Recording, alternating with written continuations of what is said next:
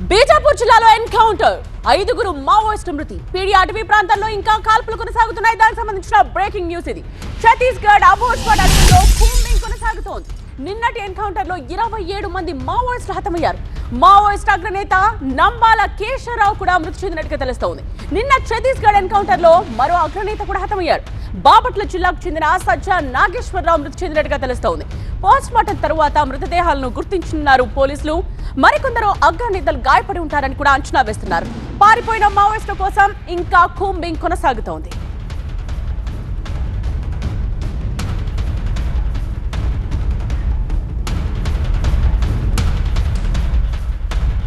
Senior correspondent Narayana live లో join అవుతున్నారు. మరిన్ని డీటెయిల్స్ తో ఎన్కౌంటర్ కి సంబంధించిన అప్డేట్స్ ఏంటి నారాయణ? ఛత్తీస్గఢ్ ఎన్కౌంటర్కి సంబంధించి మృతదేహాలను గుర్తించే పనిలో ఉన్నారు. ఇప్పుడు ఘటనా స్థలం నుంచి మనం చూడొచ్చు, దట్టమైనటువంటి అబూజ్మడి అటవీ ప్రాంతంలోకి భద్రతా బలగాలు ఇంకా కూడా కూంబింగ్ ఆపరేషన్, సెర్చ్ ఆపరేషన్ కొనసాగుతుంది. ఎందుకంటే చాలామంది సెంట్రల్ కమిటీ, పోలిట్ బ్యూరో స్థాయి ఉన్నటువంటి నేతలు కొంతమంది గాయపడి ఉంటారు అనేది పోలీసులు ఖచ్చితంగా అనుమానం వ్యక్తం చేస్తున్నారు. వీరి కోసం విస్తృతంగా కూంబింగ్ ఆపరేషన్ అయితే నిన్నటి నుంచి కూడా కొనసాగుతుంది. మరోవైపు మృతదేహాలని, ఇంకా కొంతమంది మృతదేహాలని ఘటనా స్థలం నుంచి తరలించే ప్రక్రియ కొనసాగుతున్నట్టుగా మనకి సమాచారం అవుతుంది. కొన్ని మృతదేహాలు మాత్రమే నారాయణపూర్ ఆసుపత్రికి తరలించారు. ఎందుకంటే దట్టమైన అటవీ ప్రాంతం, రోడ్డు మార్గంతో పాటు భారీ వర్షం కురుస్తున్నటువంటి నేపథ్యంలో మృతదేహాలు తరలింపు ప్రక్రియ కొంత ఆలస్యం అవుతుందనేది పోలీసు వర్గాల ద్వారా మనకి సమాచారం అందుతోంది. ఆసుపత్రికి తరలించిన తర్వాత మృతదేహాలను గుర్తించే అవకాశం ఉంది. ఆ తర్వాతే పోస్ట్ మార్టం ప్రక్రియ జరుగుతుంది. దీనికి సంబంధించి కొంత ఆలస్యం అయ్యే అవకాశం ఉంది.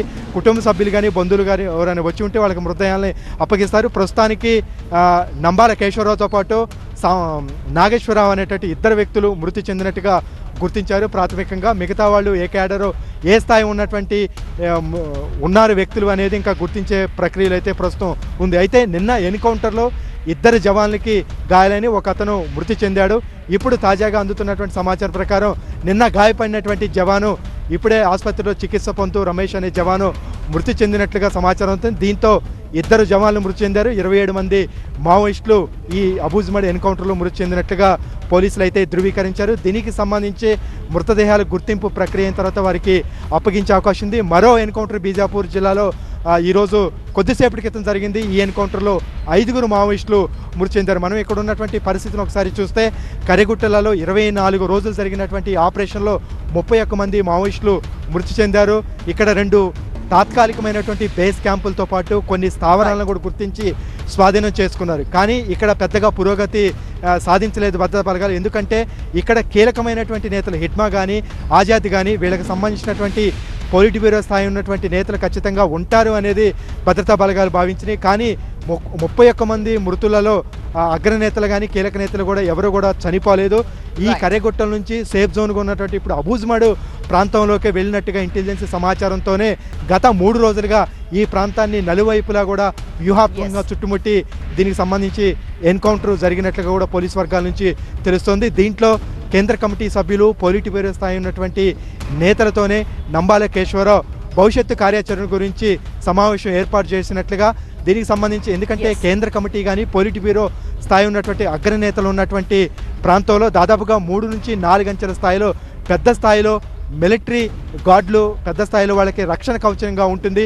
వారందరినీ దాటుకొని అగ్రనేతల దగ్గరికి వెళ్ళటం అంటే అంత ఈజీ కాదు. కానీ భద్రతా బలగాలు చాలా పకడ్బందీ వ్యూహంతోనే, ఇంటెలిజెన్స్ సమాచారంతోనే వాళ్ళని చేరుకోగలిగి నలువైపు నుంచి కూడా వాళ్ళని ఉక్కిరి బిక్కిరి చేస్తూ పైచేయి సాధించింది.